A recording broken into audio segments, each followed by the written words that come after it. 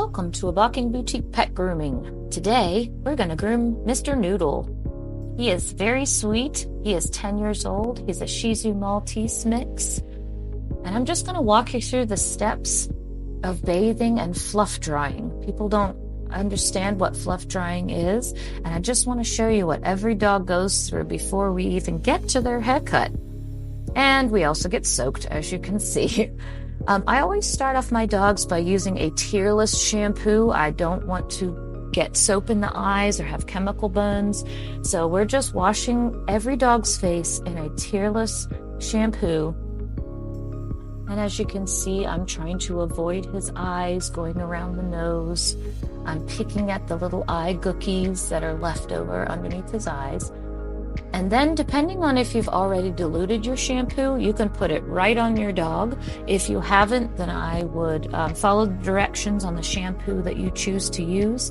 I would suggest a dog shampoo. People shampoo is not made for dogs because the pH is different for dogs than it is for people. Something I like to do is get the shampoo lathered up all over the dog, and then I scrub them. I want to get them all soaped up. And then we rinse it off. I would follow it up with a conditioner. Shampoos tend to strip the oils, which is what they're supposed to do, to get all of the dirt off your dog's coat. And then when we put the conditioner on, it'll add all the moisture back into their coat. And as you've seen on a previous video, we always spray them, which adds even more moisture into their coat, because if their hair is dry, it will be very hard to brush your dog. It'll feel like straw sometimes. And make sure you rinse really well. We give each dog a good 5-minute rinse, or however long it takes, depending on the size of your dog. We moved on to the blasting. This is not fluff drying. So this is a blaster. It blows the hair like an air compressor.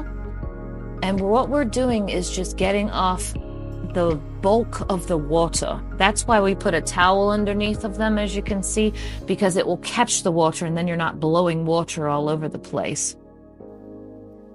And depending on the length of your dog's coat will depend on how close you hold this blaster to your dog.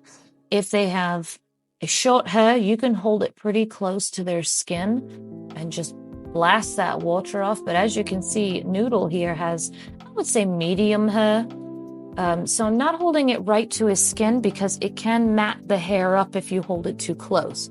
And I also, when I get to their head, as you're watching, we blow down, away from the eyes, away from the nose. Your dog will not like air being blown up their nose. So you can see I cover those sensitive spots up with my hand so that we can get the air blowing in the right place and not in the wrong place. I lift his head up so I can get underneath of his chin. When you're doing this, you want to try and do it all the way dry. If your dog's freaking out, I understand, maybe give him a break. But here's that spray I was telling you again. This adds a lot of moisture to the coat again. Now we're going to get out our fluff dryer with this arm that you can see me pulling over. So he's all the way dry. And remember, when you're brushing your dog with this warm air blowing on his coat, you want to brush down for mats and up for fluffing.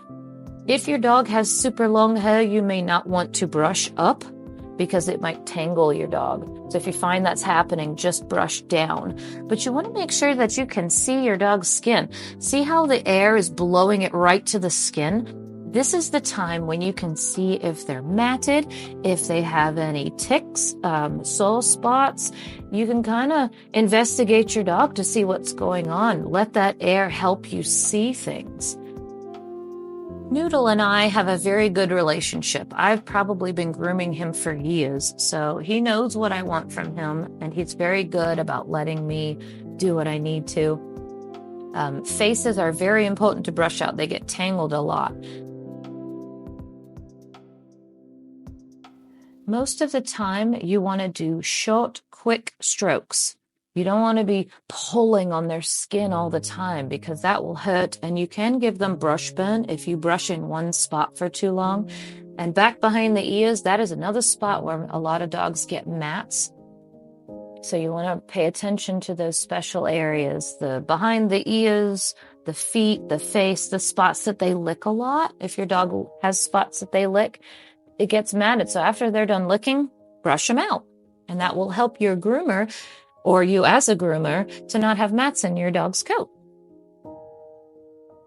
And I just hold his ear out the way with my other hand while I'm holding his head. It takes a little bit of coordination, but once you get the hang of it, it gets easier. And so now I need his ear back. I just dropped it and kept a hold of his head.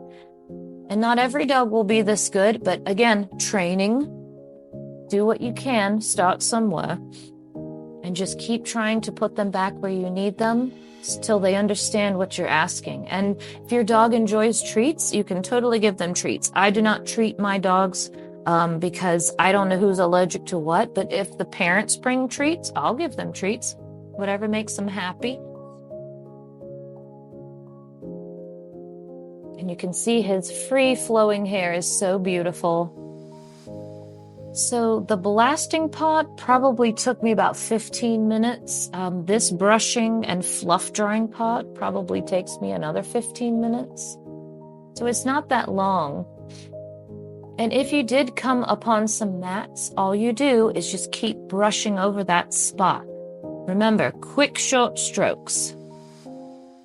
And now he's all done with the brushing and bathing part at least. Now we're going to start running a comb through him and trimming up his feet. And as you can see, I cut one side and then I cut the other side. Try to use the edge of your scissors, cutting it back around the pad. Watch your scissors so you don't cut their pads. Little feet tend to bleed a lot. And then same thing, left side, right side, and then meet the curve to each end. That seems to help make round feet easier. And you just keep going back. That is the secret with dog grooming. You keep going over it and over it until no more sticky outies can be seen and you've got your shape. This will take some practice. Luckily, dogs have 4 feet, so you get to practice 4 times every time you do your dog. And in another 2 weeks, you can practice again. Once you can teach your dog to stand still, you can actually go around their feet while they have their foot on the ground, which is a lot safer, and you can get a rounder foot that way. You can also buy curved scissors. That kind of helps in the beginning. I'm using straights at this point.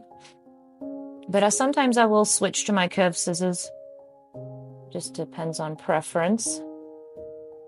Find out what's easier for you. And then we brush his bottom out. And what I'm doing is just kind of lifting up when I'm combing through. And then all I'm doing is looking for those sticky outies that don't line up with the rest of the leg. We're going to move on to his face. He's just a trim up today, so we're not doing anything drastic. So again, combing forward to go over the eyes. You want your scissors on a 45-degree angle. And we're just going to take the slight sticky outies out so he can see. Because who wants to see their dog's eyes? I do. Here's another shot of it. It almost looks like a half moon over the top of their eyes. We call that a visor. And as you go around the chin, brushing down, you can make dogs look different ways. You can have a straight clip. You can have a curved face. He's so funny, isn't he cute? And he's all done. We call this a bath brush trim, not a major haircut. But he's not done until he gets his tie. Now he's a handsome man ready to go home. Bye, Noodle. See you in 2 weeks.